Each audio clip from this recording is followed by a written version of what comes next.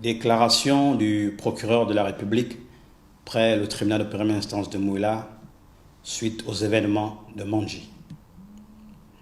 Le mardi 18 juillet 2023, le procureur de la République près le tribunal de première instance de Mouila a été informé de ce qu'un individu identifié comme étant le nommé Mundende Glenn Patrick, muni d'une arme à feu de type calibre 12, avait procédé à l'enlèvement de 2 employés de la société Adax Pétrole sur le site de Koukal, sur l'axe Carrefour-Rabi, commune de Mandji, et les avait conduits dans une forêt avoisinant le dit site.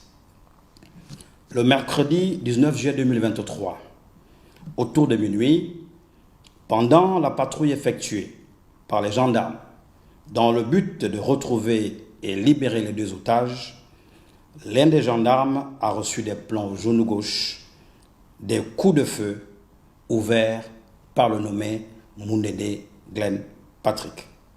Ce gendarme a été évacué quelques heures après à Port-Gentil pour une intervention chirurgicale à la suite des blessures occasionnées. Au cours de cette intervention, les 2 employés ont été retrouvés sains et saufs. Le lendemain, aux alentours de 6 heures du matin, le nommé Mundende Glenn Patrick faisait irruption, cette fois-ci, sur le site de la société Perenco, où il a encore enlevé une employée de cette société avec qui il s'est réfugié pendant un peu plus de 2 jours dans une forêt proche du site.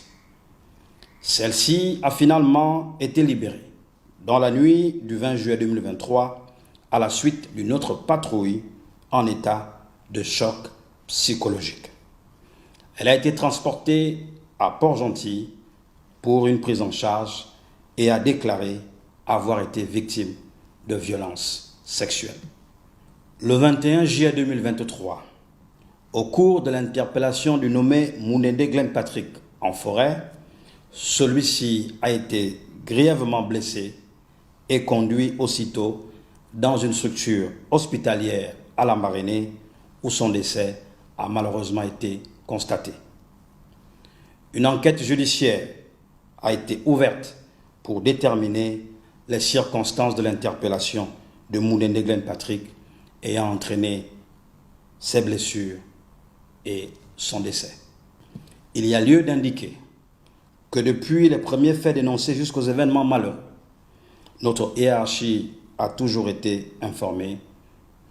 Il convient toutefois de préciser qu'il ressort des premiers éléments de l'enquête que les blessures occasionnées ne sont que la riposte des agents de force de l'ordre par les coups de feu qu'ils avaient auparavant subis du susnommé.